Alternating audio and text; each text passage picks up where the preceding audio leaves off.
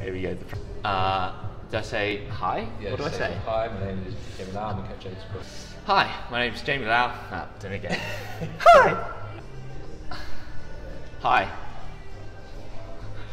Stop it. Hi, my name's Jamie Lau. I'm the owner and head coach of the Training Lab. I'm also the head coach of Into CrossFit Clapham and dad of puppy Lola. Hey puppy. Hi. Hi. You say hi. Hello. Okay, I'm done.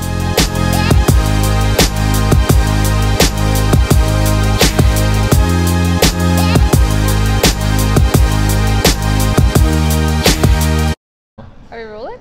We're rolling.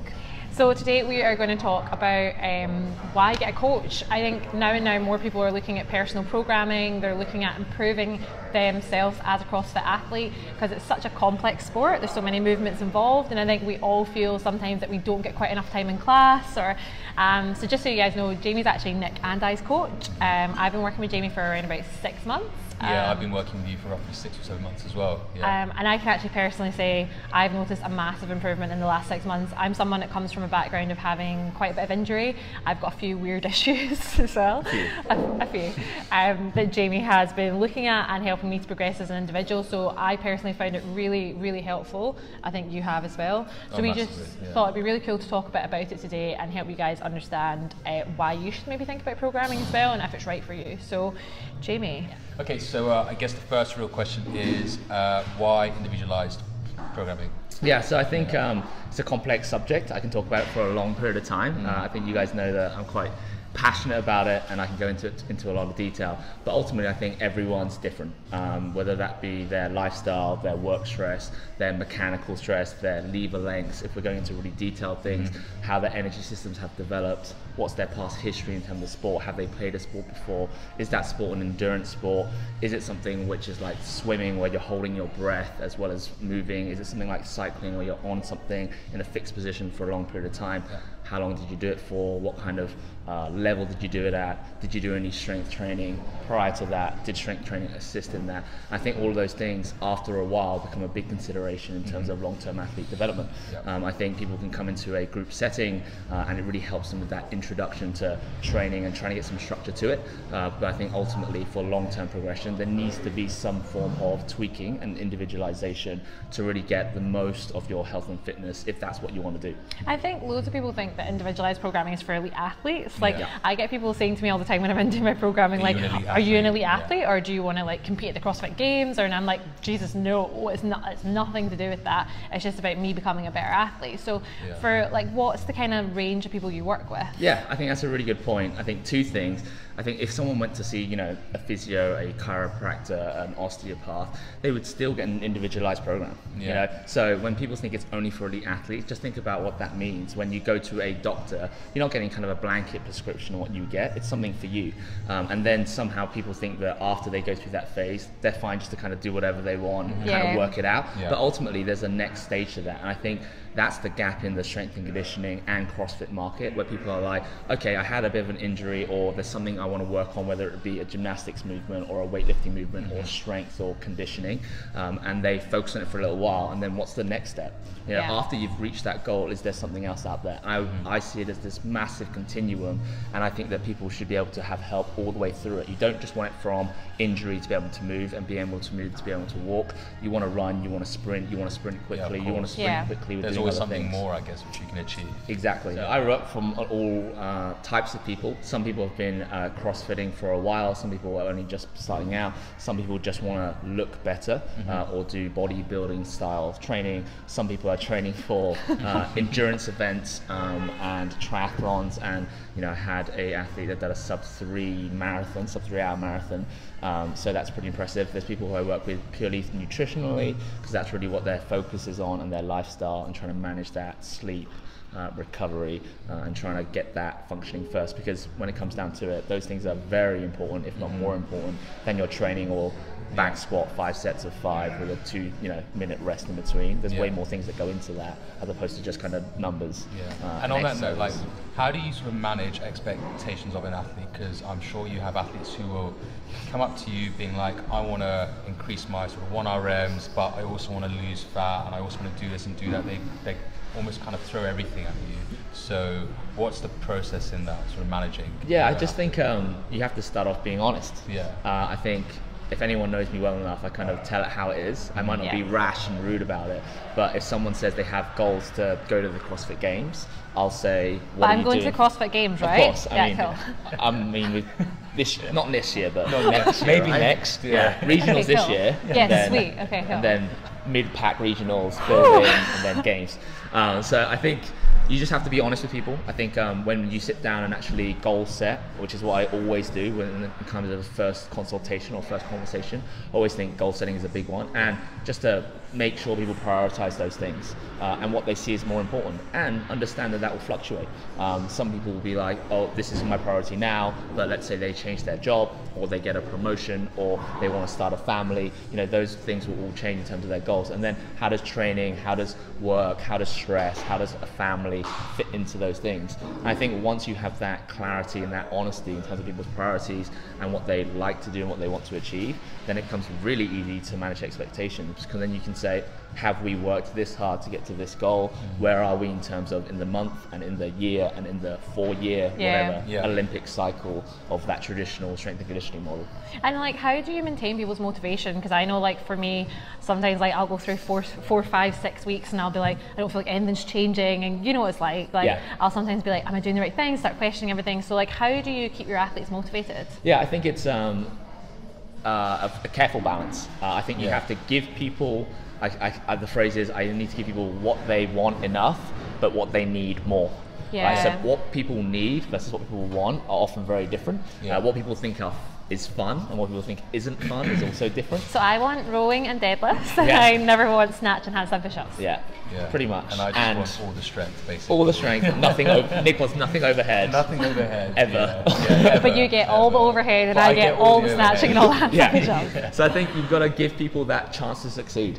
I think you want to open up those windows of opportunity, and then allow people to appreciate what those strengths and benefits are. And I think that starts with the honesty thing. I think when someone goes through a 4-week cycle to improve certain things and they don't see a huge amount of progress, but they reflect back and say, I train consistently 4 times every week and I haven't been hurt, and I actually feel better. Like, those things are huge. And you're moving well, injury free, and all of that. Exactly. And so I think reminding people that those small, like, 4 weeks feels really long.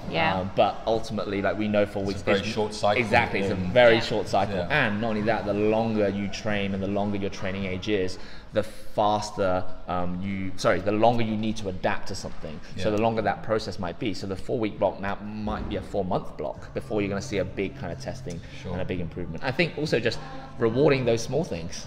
Some people, they're like, oh, I only can improve by 2 kgs, and I'm like, it's 2 kgs. Exactly. Every single win. Especially if it's like strict overhead. Strict overhead or a snatch. I'll take the 2 kg strict overhead. Trust me. One of the nice things about the coach-athlete relationship is how sort of personal it is as well. And I see you as a mentor. Who would you say your mentors are? I think it's very important just in life for people to have role models, mentors, and just people that you're comfortable talking to openly and honestly. And I think that's what I want to instill in all the people I work with, all the athletes I deal with, is that you have that open relationship. And that really came from experiencing that. So I have a coach, Max El Haj. We've been together for over 2 years. And I think... See, it sounds like a relationship. Over to you, like, our anniversary was... no, so... I bet you know that, though. I actually do. Sends him a card. Hey, Max!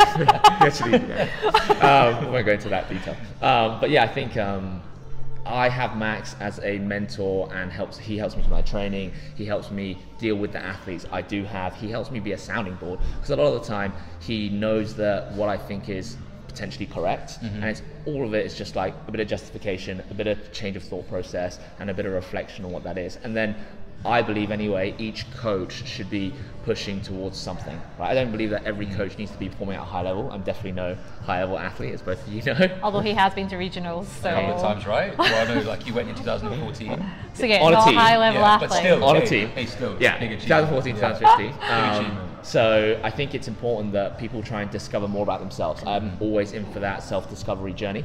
And I think if you have someone who's pushing you, who's giving you new ideas, you'll learn more about yourself. And I think then it'll help you coach other people because you'll be able to see different things, see things in a different light, and just train the body and mind, which Max is really into. Mind and body is a big thing that he says a lot, to try and bring it together. And then it's just a great process to have, and something that I've really appreciated over time. Any other mentors? Good question. Besides us two, obviously. Obviously, as well. yeah. I think my old boss in Hong Kong, Ed Haynes, he owns a gym, CrossFit CSDL, Coastal Fitness Performance Training, and they were the people I went to on a team with to regionals twice. And I think he's built some really cool things out of his facility. He's managed to create a culture that's really cool, and I've just learned a lot working there and working with him, working for him, and it's kind of changed my perspective on what things should be.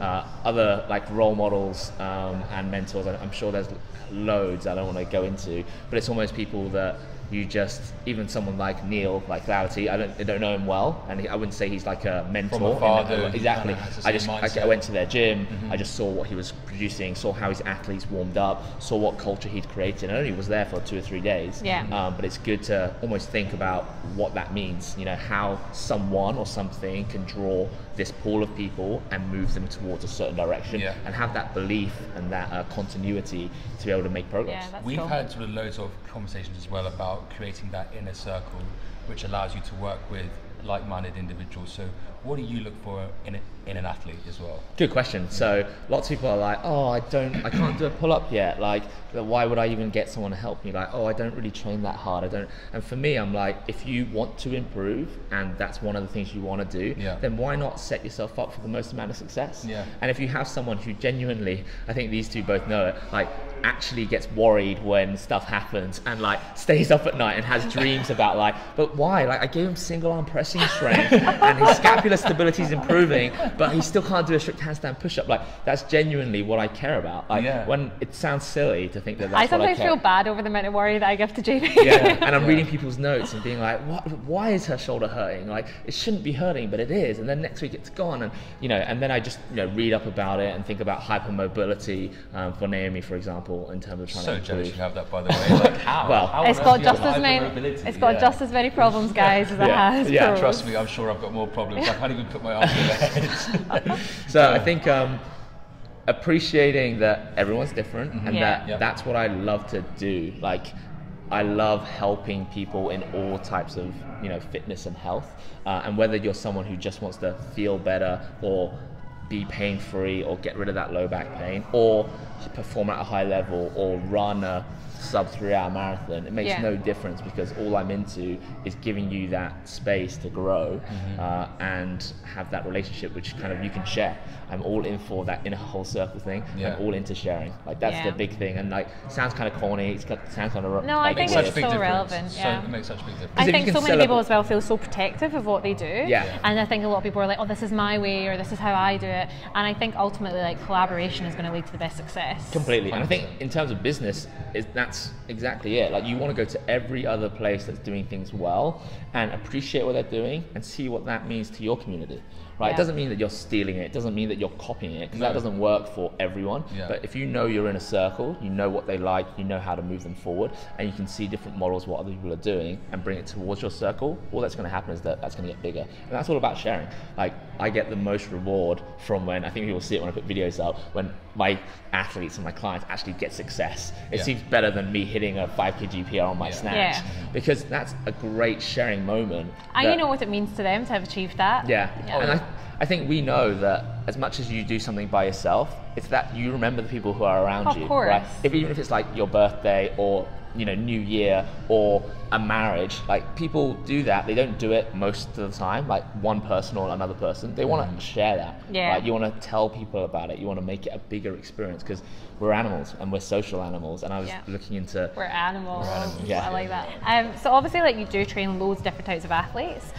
So like, what do you prefer training? Do you prefer training someone who's starting out, or do you prefer training elite level, or? Yeah, I had this question a long time ago with Max, because I used to say to Max that I must be his like worst athlete when he's got someone who was 10th at the games, Travis Mayer, Noah Olsen.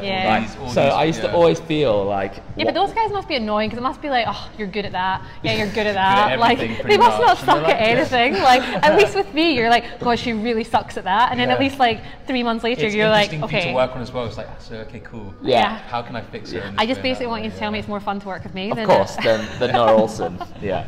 I think for my development as a coach, and I have this conversation with lots of different coaches and Max in particular, I think it's important to train different parts of the bell curve, right? You've got some people who are going to be never trained before, maybe can't even like control their body weight, maybe even going up steps is difficult, or they have pain. And there's some people obviously who are high-end elite. I've worked with professional rugby players, that's their job. That's what they get paid for, which is such a different end of the spectrum. Yeah. But what applies to these people and what applies to these people, there's very similar principles that apply to both, and some that don't apply. And I think if you train different parts of that bell curve, you'll learn from all of them. Yeah. So I haven't come, we had this conversation before about what my long-term coaching career might look like. And it's to get me to the games. Apart from Besides all Naomi, priority, right? She's only Guys, have I'm one just kidding. athlete. I'm never going to go to the games. I think I right now am learning from all of that bell curve, and I don't have I genuinely don't have a massive preference. That might change. Like, that's why I'm very open to saying that's how I feel now. But that might change to be like, no, I feel like I need to. There's some models of training, and there's some like theoretical stuff of like behavior change I want to work on with these people that don't apply to these people, and I think I'll learn from this to be able to apply it to this. Whether that be training paradigms or purely just like adherence. Can I get someone to exercise 3 times a week when they've never done it for 20 years?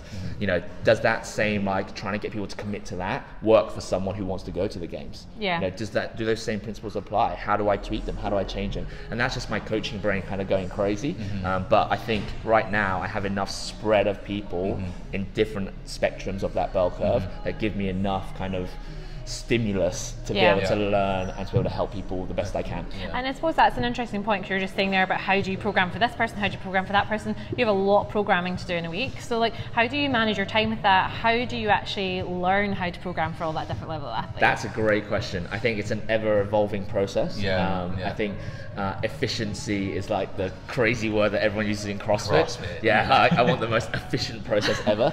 Everyone wants to be efficient at everything. I actually don't want the most efficient process. I want to be efficient now in life. I want the most effective process. Right? That's actually what people really mean. Most of the time, right? Efficiency and effectiveness are different, and right now I'm more effective than efficient. So I feel like the product I produce is great, but I'm not the most efficient at it. Ultimately, I want to keep that level high and maintain that efficiency and bring that up as well. And also, like, nowadays there's so much programming on the internet as well. So like, obviously this is really individualized, and there's probably a lot of people who, let's be honest, it's quite expensive to have individualized programming, and it's something like, for me personally, I think it's absolutely worth the investment. Because it's helped me through injury and everything else. But for some people, they might look at these online programs and think, hey, why don't I just pay 60 quid a month way out or something like that, and get one of these? So what would you say about online programming? Like, do you think it's good? Do you think that people should still do that? Or so things that kind of are out there that you just sign up to, they email you, and that's kind of in there. I don't think that's a bad thing. It just is exactly what it is. It's just a program that gets sent to you. Like, there's no real consideration of what it means to you. There's no reflection on does it fit your goals or not. Like, they might say it does, in terms of like, if you want to get stronger, this is how it is. But that would be a very blanketed open statement to say that that could definitely be there. And is there any like continuity? You don't know. Like, is there a thought process behind it? Maybe, but you don't know. Like, is it explained to you? Like, I think people who understand their training and understand their body more, they get more from it, because you want to invest more into it, and you trust that process, that I always say a lot. One of my famous things. What's the other saying? Go on. What? Because now I'm going to ask you to turn What, around. the embrace the suck? There we go. Yeah. That's a good one. That's a good one.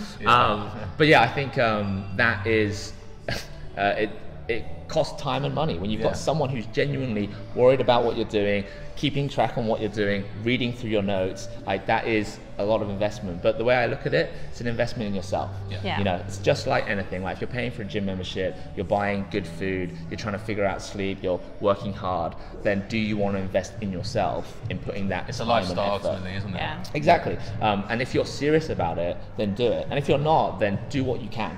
You know, there's still programs out there. Try and think about what it does mean for you, and does it help you? And the biggest thing that I say to everyone, test things, measure things. Like, that's the only way you know. Like, we go through so much testing at the start and figuring out what your maxes are and seeing what your energy system capacities are like. Because if you're not testing, you don't know. Right? And I think most people, gyms as well, gym programming as well, you don't test, you're probably scared that people don't improve.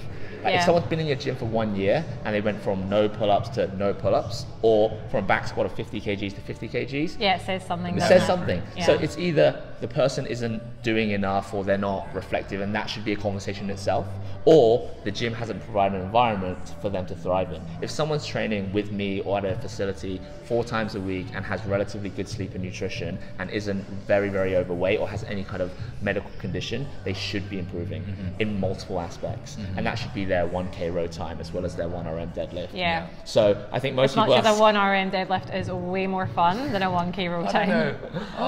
Here's the conditioning. Here we go. I'm like, give me that 1RM. Athlete dichotomy, like what people prefer, what's fun, and what isn't fun. I think most people don't want to test because they're scared. I think that's exactly it. It's putting yourself in that almost competition-like environment, which kind of freaks people out. And I think it's the same thing with general people. Like, you don't want to step on the scales. Right? Because you know the answer. Like, if you were confident that you ate well and you slept well and you did your exercise, you'd walk onto the scales being like, yep.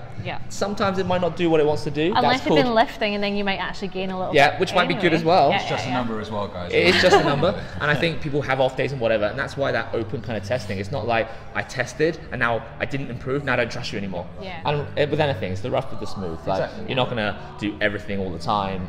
There'll be some things that go well. That, you know, exactly. It's a bit of an up and I think that up and down, you learn just as much from the ups as downs. And I think if you have a coach, you can actually understand that more, because ideally your coach would have done that more. They've worked with more people to work through that, so you don't go like this and go like this. Like, that's the fear, right? You want to have this constant up, down, and it shouldn't be like that either. Your improvement shouldn't spike up like that, because if it does, you're probably a little worried. You might be overstressed, you might be overstimulated, you might be adapting differently, your central nervous system might be, there's lots of different things that could be happening. Just to have someone, or taking too many supplements. You can never take too many supplements. The different kind of supplements I think Nick was referring to. I was meaning like clean supplements. No, snatch supplements. Okay. Hey, you could do with some of those, right? You're so funny. So just like in summary, I suppose, like if someone is thinking to themselves, okay, I'm going to sign up, I'm going to get myself a coach, I'm going to start programming, like what questions do they need to really ask themselves? Great question. Before they do it? I would say, regardless of like who you want to or feel like you want to work with, do your research. With anything, if you've got the time, do your research. Send feeler emails out, speak to different people, and ultimately it's someone, if you can work with them.